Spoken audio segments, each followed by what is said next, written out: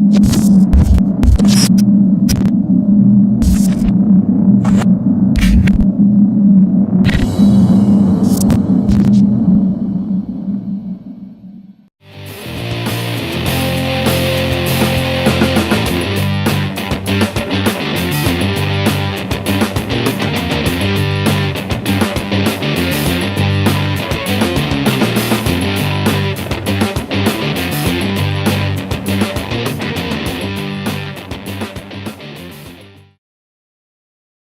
going to show you a house from my buddy Tim. He's the bottom feeder that I want to share with you. This is a tough house. He'll buy anything. This is a house that was really in tough shape. This is a tough house to work with. You got the lapboard siding on half the house. You got shingles on part of the house. Looks like you got some barnwood on top of the house. The house was in a fire, so you have some burn damage in the house. You got to replace the plumbing. You got to replace the electrical. You got some vinyl siding on the side of the house. This is a total mess. The problem with Tim right now as a bottom feeder is that all the money he makes is going into surviving, getting through day-to-day life. So he doesn't have a whole lot of money to put into this house.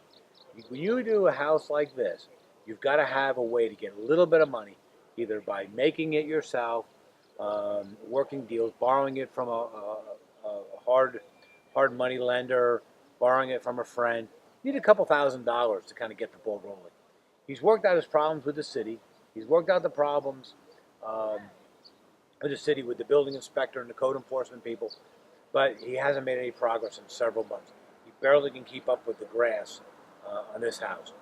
So you got to be careful. I talked to Tim yesterday and gave him some advice of possibly selling the house, as is letting somebody with a little bit of money taking it to the next level. This is a duplex. At this point, just to make this house presentable in the area, you might take another $15,000, $20,000 to bring this up to speed and make it look like it's a rentable property. Here's how the city does its inspection.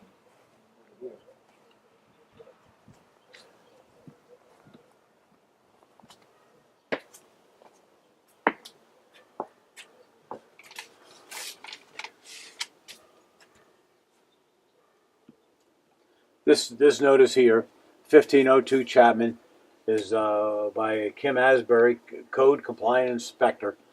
This structure is unsafe. You got to get a permit. You've got to go through all the hoops to make sure that it's done safely and properly. I don't see a permit here on the building, so I don't even know if he's pulled a permit, but I can't see him being able to do any work without a permit. You don't want to do any work without the proper permits, because then it becomes even more difficult for you to get a permit. There's fines related to it, and this is in a high traffic area. Somebody's going to catch you doing something that you shouldn't be doing. But then again, you want to do it right to begin with. You want to make sure the electrical is done right and the plumbing is absolutely done right. We're going to meet Tim.